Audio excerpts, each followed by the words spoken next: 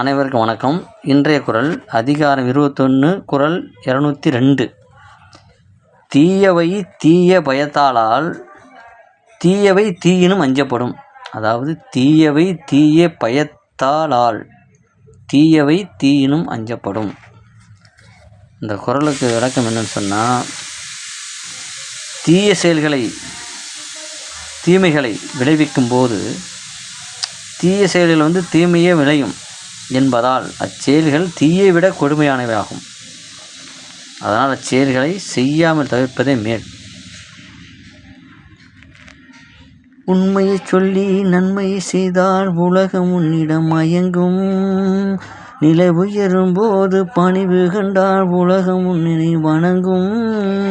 உண்மை என்பது அன்பாகும், பணிவு என்பது பண்பு. உண்மை என்பது அன்பாகும், பணிவு என்பது பண்பாகும். நன்றி, வணக்கம்.